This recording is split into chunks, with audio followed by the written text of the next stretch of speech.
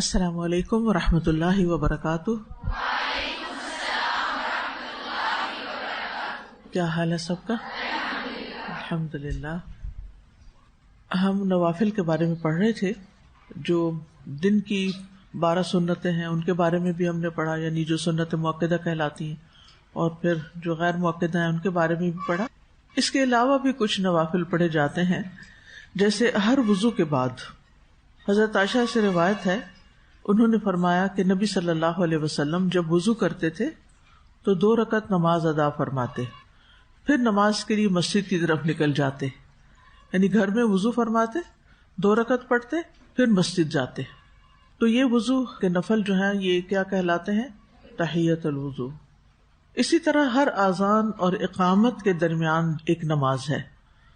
عبداللہ بن مغفل رضی اللہ عنہ سے روایت ہے، وہ کہتے ہیں کہ اللہ کے نبی صلی اللہ علیہ وسلم نے 3 بار فرمایا ہر 2 اذانوں کے درمیان نماز ہے، تیسری بار فرمایا جو کوئی چاہے پڑھ لے۔ تو اسی لیے آپ دیکھیں کہ مغرب کی اذان ہوتی ہے جیسے حرم میں یا مسجد نبوی میں، تو لوگ فرض سے پہلے 2 رکعتیں ادا کر لیتے ہیں، اسی طرح عشاء سے پہلے بھی۔ تو یہ 2 اذانوں کے بیچ کی نماز ہے، یعنی یہ کوئی سنت مؤکدہ نہیں ہے، ٹھیک ہے۔ اسی طرح حضرت علی رضی اللہ عنہ سے روایت ہے کہ نبی صلی اللہ علیہ وسلم اقامت کے وقت 2 رکعت نماز پڑھتے تھے، یعنی جب جماعت کھڑی ہونے لگتی تھی۔ پھر اسی طرح عبداللہ بن زبیر سے مروی ہے، یعنی مرفوعاً، کہ کوئی بھی جو فرض نماز ہے مگر اس سے پہلے کم از کم 2 رکعت نفل نماز ہے، ٹھیک ہے، خصوصاً یعنی مردوں کے لیے اذان اور اقامت کے بیچ میں، اگر وہ مسجد میں ہیں یا ایون گھر پہ ہیں۔ اب گھر پہ اگر وضو کیا ہے اور 2 رکعت پڑھی جا رہی ہے اذان کے بعد، تو اس میں اس کی بھی نیت کی جا سکتی ہے کہ یہ نماز سے پہلے کی تحیۃ الوضو کے علاوہ۔ اس کے علاوہ ایک اور نماز ہے، وہ چاشت کی نماز ہے۔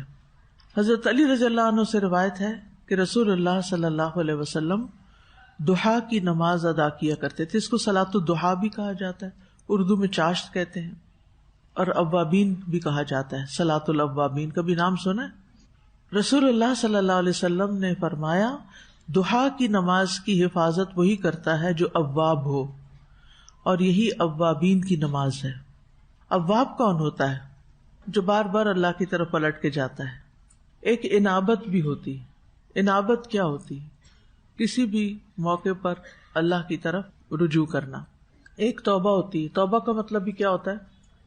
پلٹنا۔ توبہ میں بھی انسان اللہ کی طرف پلٹتا ہے، لیکن توبہ کب ہوتی ہے؟ جب انسان کوئی گناہ کرتا ہے، ٹھیک ہے۔ اچھا، انابت کیا ہوتی ہے؟ کہ انسان سے کوئی غلطی ہو جائے تب بھی، کوئی مسئلہ درپیش ہو تب بھی، کوئی خوشی کا موقع ہو تب بھی، ہر موقع پر کس کی طرف پلٹنا؟ اللہ کی طرف۔ اور یہ اللہ تعالیٰ کے مقرب بندوں کی صفت ہوتی ہے۔ وَجَاءَ بِقَلْبٍ مُنِیب، اسی سے لفظ منیب ہے۔ قرآن مجید میں مختلف پیغمبروں کی صفت بتائی گئی ہے کہ ان کے اندر انابت تھی۔ تو انابت ایک بڑی ہی خوبصورت صفت ہے، جس میں انسان کا اللہ تعالیٰ کے ساتھ تعلق واضح ہوتا ہے کہ انسان اللہ تعالیٰ کے ساتھ کتنا تعلق رکھتا ہے، یہ کس درجے کا تعلق رکھتا ہے۔ مثلاً آپ چل رہے تھے، آپ کو ٹھوکر لگی، آپ کے منہ سے کیا نکلنا چاہیے؟ آپ کے دل میں کیا آنا چاہیے؟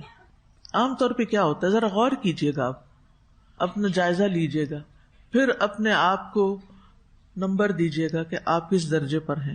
یہ وہ اوقات ہوتے ہیں جب ہم سوچ سمجھ کے ایکشن نہیں کرتے۔ یہ ہمارے ریئیکشن جو ہوتے ہیں یہ بہت نیچرل ہوتے ہیں، ایک دم منہ سے نکلتا ہے۔ کیا نکلتا ہے منہ سے اس وقت؟ اگر قدرتی طور پر یا اللہ، یا رب، یا رحمان، ایک دم اللہ کا نام نکلا ہے، تو اس کا مطلب ہے کہ آپ شعوری طور پر بھی اللہ کی طرف پلٹنے والے ہیں ہر حال میں۔ اسی طرح آپ خوشی کی خبر سنتے ہیں تو آپ فوراً سجدے میں چلے جاتے ہیں، آپ منیب ہیں، آپ کے اندر انابت ہے۔ اسی طرح کوئی غم کی خبر سنتے ہیں، کوئی دکھ آپ کو پہنچتا ہے، کوئی خیال آپ کو بار بار پریشان کرتا ہے، تو آپ ہر تھوڑی دیر کے بعد پلٹتے ہیں کس کی طرف؟ اللہ کی طرف۔ تو یہ انابت ہے، ٹھیک ہے۔ اسی طرح اواب بھی ہے۔ اواب بھی بہت زیادہ اللہ کی طرف رجوع کرنے والا انسان ہوتا ہے، بہت زیادہ پلٹ کر جانے والا، ہر موقع کی مناسبت سے اللہ ہی کی طرف پلٹنا۔ تو اوابین کی نماز کیوں کہا گیا اس کو؟ آپ صبح اٹھے، سحری کے وقت تہجد پڑھی، فجر پڑھی، پھر آپ کچھ کام کاج کیے، اتنے میں سورج نکل آیا، اشراق پڑھی، پھر آپ تھوڑی دیر کے بعد جب زوال ہونے سے کچھ دیر پہلے یا درمیان کا مڈ ڈے میں پھر نماز پڑھ لی، پھر ظہر کی نماز پڑھ لی، پھر عصر پڑھ لی.